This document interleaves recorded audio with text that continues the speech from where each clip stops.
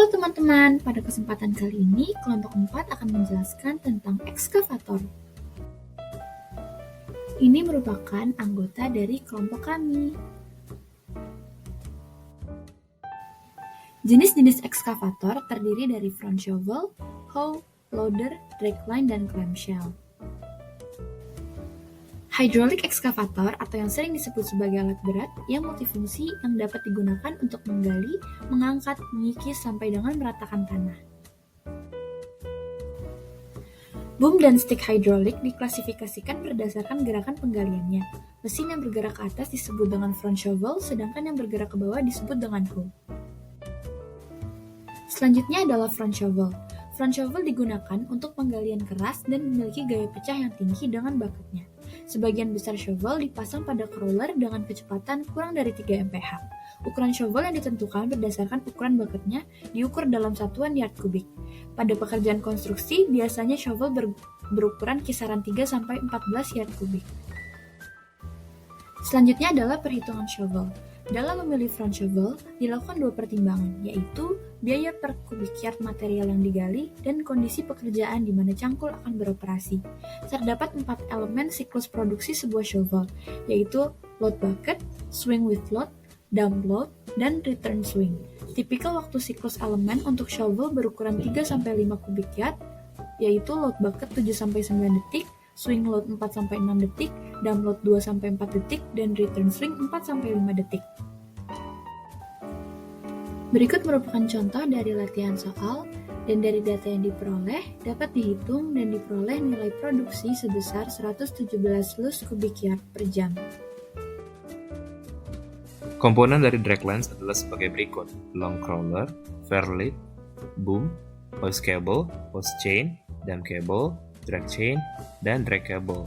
Ukuran dari dragline biasanya terindikasi dari ukuran bucketnya, panjang dari lengannya, dan besaran unit material yang digali.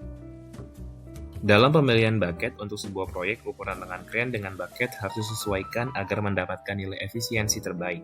Dragline bucket memiliki 3 jenis umum, yaitu light duty bucket, medium duty bucket, dan heavy duty bucket. Ketiganya memiliki fungsi masing-masing dan kelebihan terhadap material penggalian yang berbeda-beda. Clamshell excavator adalah ekskavator yang memiliki bucket berjenis clamshell yang beroperasi secara vertikal dan mampu bekerja di atas, di permukaan, atau di bawah muka tanah. Biasanya clamshell digunakan untuk material seperti tanah, pasir, kerikil, dan pecahan batuan. Ekskavator clamshell memiliki lengan yang beroperasi dengan sistem pegas.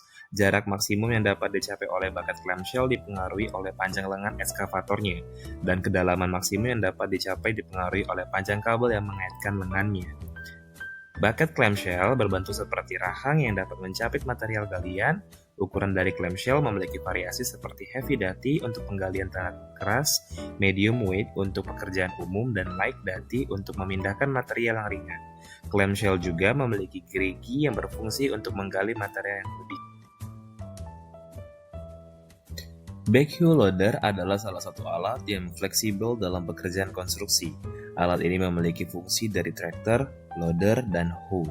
Dikombinasikan menjadi satu. Alat ini baik digunakan untuk menggali tanah basah, namun tidak terlalu baik untuk menggali tanah yang keras. Fungsi loader pada alat ini adalah untuk menggali di atas garis roda, sedangkan backhoe berfungsi untuk menggali di bawah level roda, dan untuk bucketnya bisa digonta-ganti. Selanjutnya adalah Gradles. Gradle adalah alat berat yang memiliki fitur dari hoe, dragline, dan motor grader. Alat ini dapat digunakan untuk penggalian maupun finishing sebuah proyek. Bentuk lengan mesin ini memungkinkan untuk melakukan penggalian ataupun penimbunan. Selanjutnya, fill factors for loader buckets.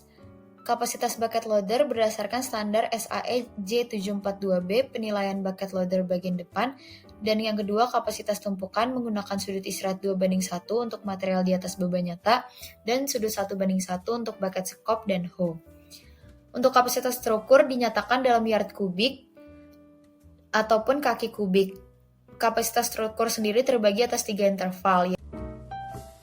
Selanjutnya, koreksi faktor pengisian dipengaruhi oleh faktor jenis material yang ditangani dan tipe loader. Kapasitas bucket loader sendiri distandarisasi tetapi berbeda berdasarkan ukuran dan satuan pengukuran. Sudut istirahat dan ukuran bucket secara signifikan mempengaruhi kapasitas struktur. Faktor pengisian disesuaikan berdasarkan jenis material dan tipe loader, menekankan pentingnya mempertimbangkan keduanya. Selanjutnya, operating specifications. Spesifikasi operasional representatif untuk loader roda dapat dilihat pada tabel berikut. Selanjutnya, loader production rates. Faktor kritis dalam pemilihan loader terdapat 4 hal, yaitu jenis material, volume material, ketahanan material, dan ketinggian. Selanjutnya, untuk kondisi operasional optimal, yang pertama permukaan datar dan halus, yang kedua ruangan untuk manuver, dan yang ketiga kondisi tanah yang buruk. Untuk faktor penentu tingkat produksi, terdapat 4 hal, yaitu waktu siklus tetap, waktu perjalanan, waktu kembali, dan volume material per siklus.